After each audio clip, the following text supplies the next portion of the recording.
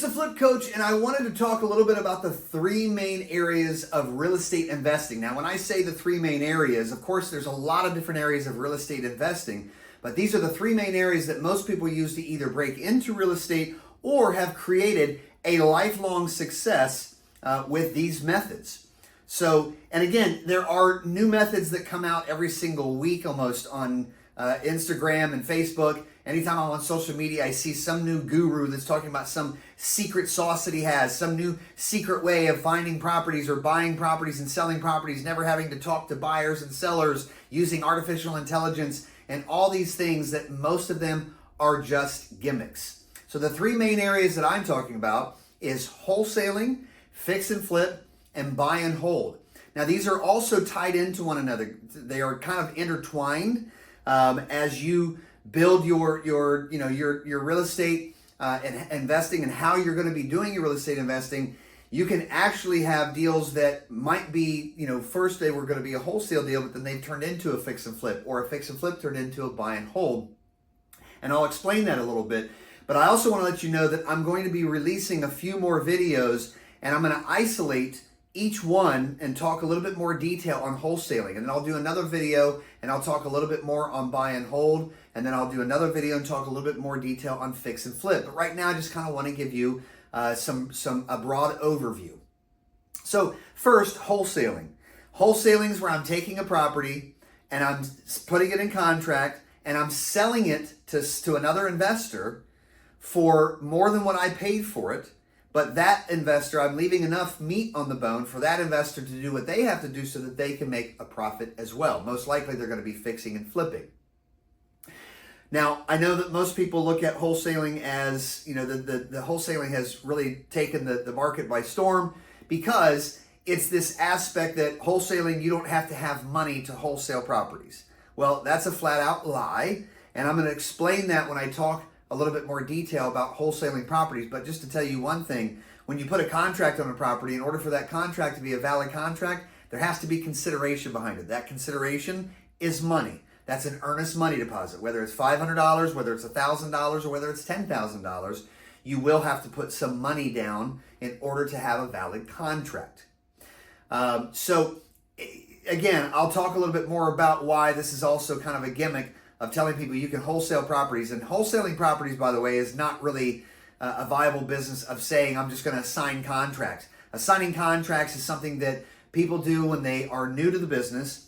And I get all types of deals that come my way where they're like, hey, we'll assign you this contract, but they don't even know how to evaluate a property correctly because they're only looking at it as, oh, I'm just going to wholesale this property, or they call it a wholesale property, which there's no such thing. There's no such thing as a wholesale property because you can wholesale as a method pretty much any type of property, whether it's vacant land, a duplex, a single family home, a condo.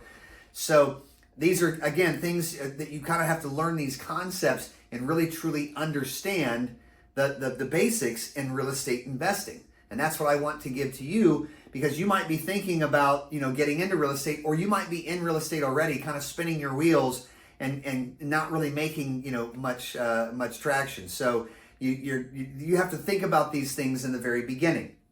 So wholesaling, again, is a method of selling a property for a lower price to an investor, but at a higher price than what I'm purchasing it at, so that investor can make money and I can make money as well. Fix and flip, of course, has become very popular with HGTV.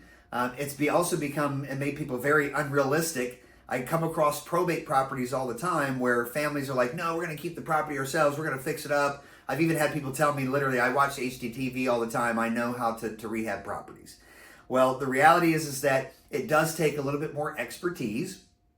You have to kind of break into that, fix and flip. It's not something that you would just start out with your very first project. That's why I say wholesaling is a great way to start. Wholesale some deals, get some money in the bank, because you may make some mistakes. You may lose some money on your first rehab, but knowledge is always worth more than money.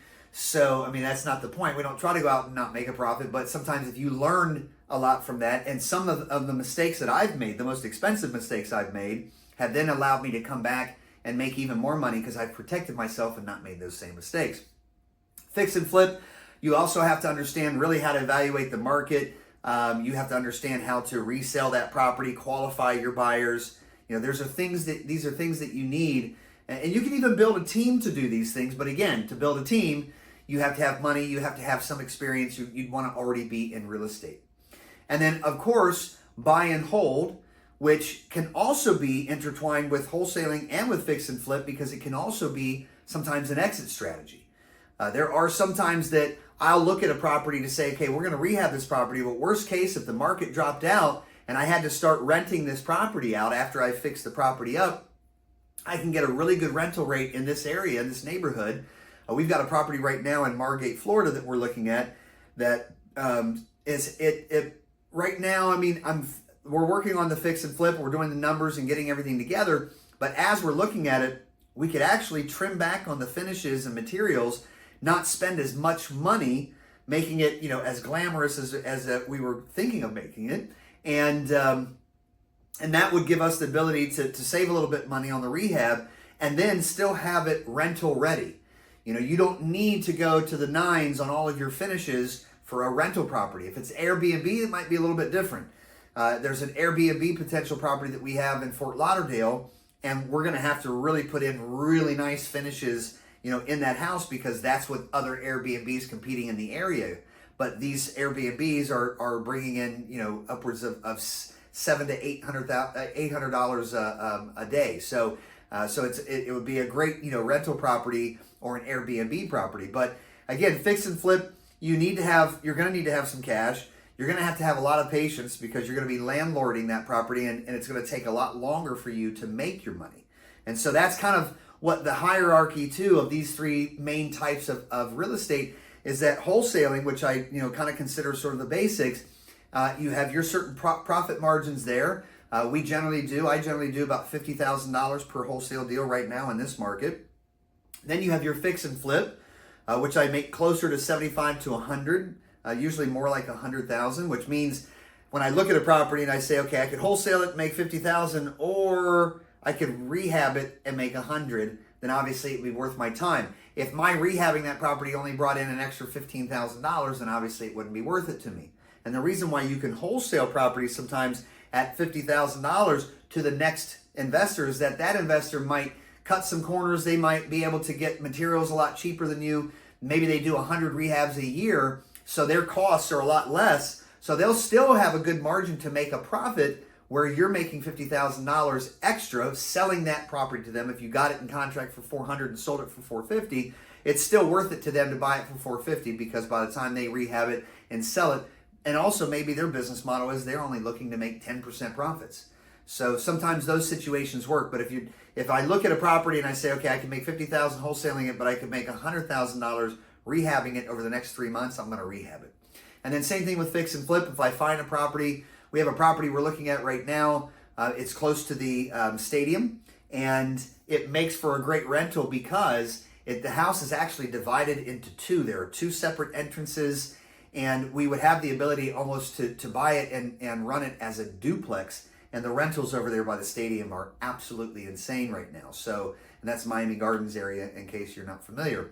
But anyway, so those are the three main areas that I look at in wholesale or in real estate investing: wholesaling, fix and flip, buy and hold. This is what the majority of investors, get into, and then sometimes they go off to development or commercial or much bigger things, or building these businesses to be a very big business. I know some buy and hold guys that have thousands of units. So the sky is the limit in real estate. So I just want to give you guys some ideas, and like I said, I'll be isolating and doing some videos over the next few days to really break down wholesale, really break down fix and flip, and really break down buy and hold. So if you're just getting in the business or you're wanting to get in the business, this will give you some good ideas about how to get started.